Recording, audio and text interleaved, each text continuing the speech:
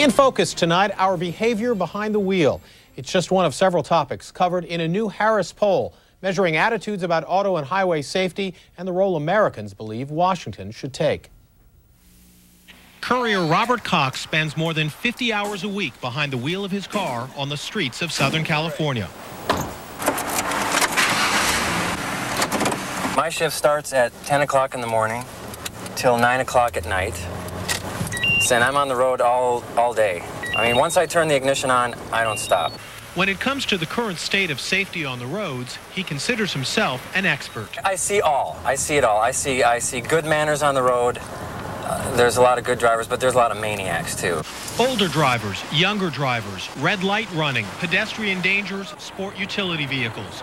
All were subjects in the study commissioned by advocates for highway and auto safety. Motor vehicle crashes are the #1 public health problem, in my view, because we kill almost 42,000 people every year and millions more are injured. It's a huge public health and safety issue. One area of particular concern: city intersections, where 946 people were killed in the U.S. last year by drivers who ran red lights. That's one of my greatest fears, is going through, an intersection when I have the green and someone's trying to beat that red coming through. You know what? I see that all the time.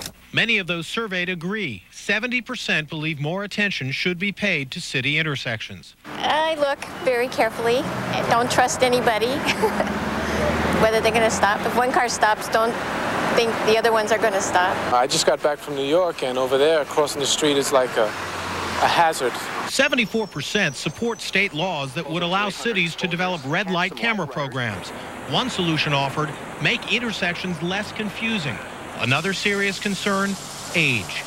Younger drivers tend to take a few more chances than the older drivers who drive cautious. Sometimes an older driver will drive so slow it clogs up traffic. Although they made up less than 7% of the licensed drivers in 1997, those under the age of 21 were involved in 14% of the fatal crashes nationwide. You see a lot, the younger drivers, they have very fast cars, very loud music, they've got the cell phone in one ear, they're very occupied with other things. Nearly 3/4 of those polled favor more frequent licensing tests for younger drivers, and 83% want the same for older drivers. Not to take away the freedom of senior people, but I would start testing them more frequently at a younger age. That attitude is important because in just 15 years, the Census Bureau predicts a 30% increase of those over age 65 concentrated in 29 states, and a 14% increase in potential drivers between the ages of 15 and 19.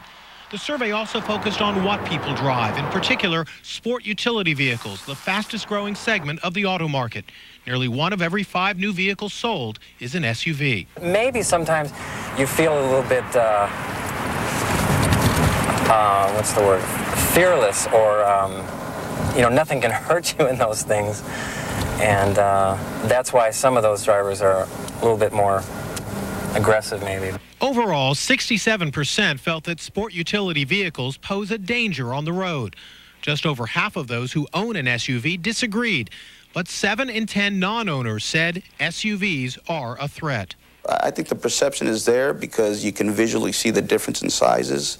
But as far as it being more dangerous, I think there's always been some cars on the road that are bigger than others. We just have this polarization that has happened in our country on this issue as more and more sport utility vehicles are bought as new cars. The study found more than 9 out of 10 Americans think the federal government should be concerned about safety issues, and a clear majority want more funding for safety programs. Based on the poll, the group has issued 80 recommendations. Among them, adopt new uniform safety standards for cars, trucks, minivans, and SUVs. Adopt national blood alcohol levels for drunk driving, and enforce seatbelt usage in all 50 states. And from one who drives for a living, this reminder. The streets are getting much more crowded, the freeways as well, and people seem to be getting much more impatient. Yeah, it's getting a little bit rude out there.